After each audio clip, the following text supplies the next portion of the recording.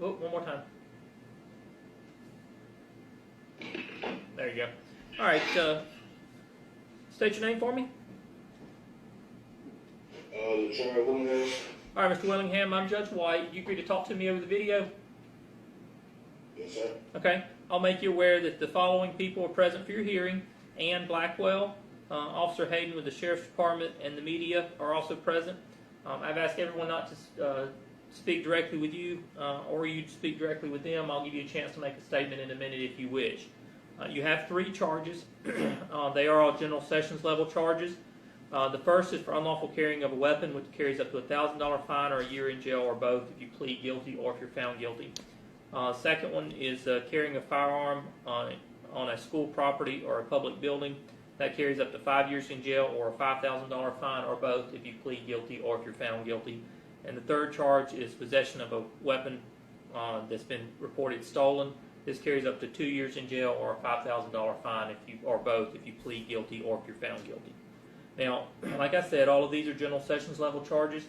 They all have an initial court date of October 7th at 9 a.m. at the Anderson County Courthouse. You are required to appear.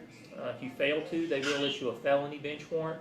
If you're picked up on that warrant, you will be held indefinitely at the detention center until a trial date set.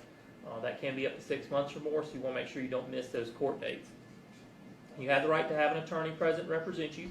If you can't afford one, you can request time to apply for the public defender's office. You also have the right to enter a plea on that court date of not guilty and request a jury trial. And finally, within the next 10 days, you have the right to request what's called a preliminary hearing.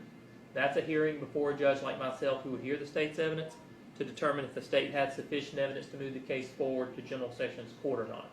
Now, to request that hearing, it has to be done in writing, has to be done by you, and has to be done within 10 days from today. You understand about the preliminary hearing? Yes, sir. Okay. All right, Ms. Blackwell, any statement at this time? Okay. Mr. Hayden? Yes, we do have a couple of concerns. I'm sure probably echo some concerns other people have as well. Number one, how Mr. Willingham came to be in possession of a stolen firearm, considering his age. Also, why he felt the need to bring a stolen firearm to Westside High School. The severity of the charge, I believe, speaks for themselves for carrying unlawful carrying of a pistol, possession on school property, and possession of a stolen handgun. So we ask that the court entertain a surety bond to be set on Mr. Willingham. Okay. And has he been put on trespass notice at the school at this time? Or Yes, we would like that to be included as part of the bond stipulations of the bond that he be on trespass notice from all school district 5 property. All right, Ms. Blackwell, is he going to be residing with you, or he will? Okay, so he'll be under your charge. I know he's 17, but you still got charge of him. Okay.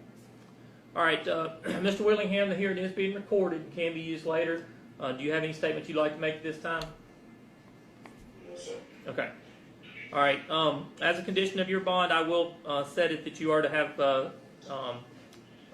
no contact on school district property until they resolve that situation directly with you as far as what they're going to do as far as your schooling situation. Okay, so you're to have no contact with them. It appears that you're going to be staying with your mother. I'll let her deal with the district and any meetings that they have as long as he's with you, that type of thing. Okay. Now I'm going to set each one of these as a $4,000 surety bond. So you have a $12,000 surety bond that you will have to post to ensure your appearance on that court date and all subsequent court dates. You can have a bondsman post that for you. They'll typically charge you a fee, or you can have someone post a cash bond, or you can have someone post a lien against real property in Anderson County. Now the cash bond and the lien against real property, those will be held in escrow and returned once the case is disposed of. Any questions at this time? Yes, sir. All right, thank you, sir. Who am I working with?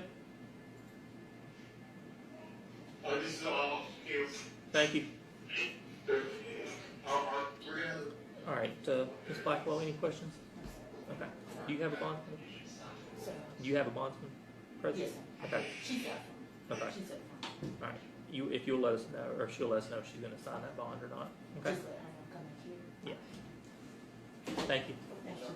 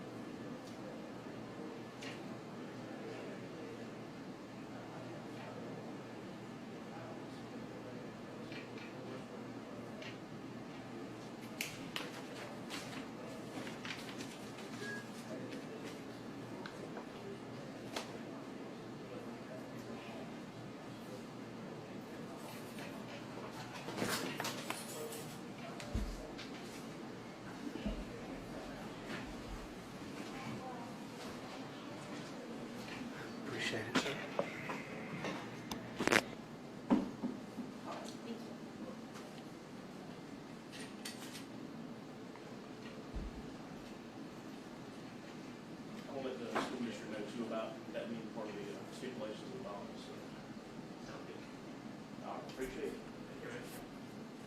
I hate it.